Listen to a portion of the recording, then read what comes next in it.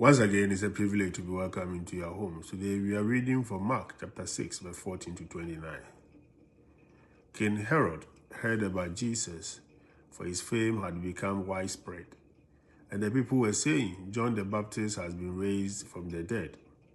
That is why mighty powers are at work in him. Others were saying, he is Elijah. Still others, he is a prophet like any of the prophets. But when Herod learned of it, he said, it is John whom I beheaded. He has been raised up. Herod was the one who had John arrested and bound in prison on account of Herodias, the wife of his brother Philip, whom he had married. John had said to Herod, it is not lawful for you to have your brother's wife. Herodias harbored a grudge against him and wanted to kill him, but was unable to do so.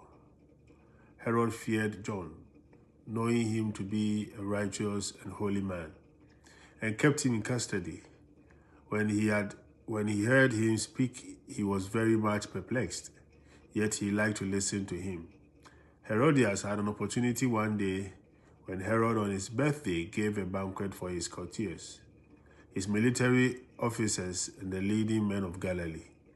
His own daughter came in and performed a dance that delighted Herod and his guests. The king said to the girl, ask of me whatever you wish, and I will grant it to you. He even swore many things to her. I will grant you whatever you ask of me, even to half of my kingdom. She went out and said to her mother, what shall I ask for? Her mother replied, the head of John the Baptist. The girl hurried back to the king's presence and made her request. I want you to give me at once on a platter the head of John the Baptist. The king was deeply distressed, but because of his oath and the guest, he did not wish to break his word to her. So he promptly dispatched an executioner with orders to bring back his head. He went off and beheaded him in the prison. He brought in the head on a platter and gave it to the girl. The girl in turn gave it to her mother. When his disciples heard about it, they came and took his body and laid it in a tomb. John the Baptist was the innocent victim of the irresponsible use of power. The reading suggests that Herod had John executed because he wanted to save his face, having made a reckless promise to his stepdaughter.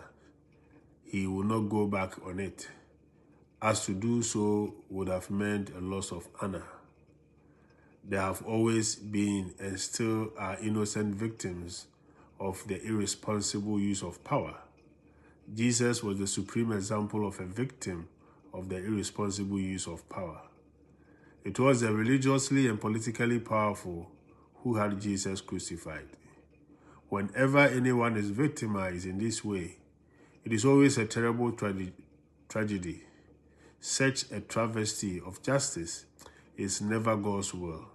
Yet both the death of John the Baptist and of Jesus show us that God can bring good out of such tragedies, out of such travesty of justice. God can work powerfully through the weakness of such innocent victims, even though it is never God's will that such victimization should ever happen. Dear friends, it is John and Jesus, not Pilate or Caiaphas or Herod, who continue to shine as a light for all who seek the path of life today. Shalom. Peace.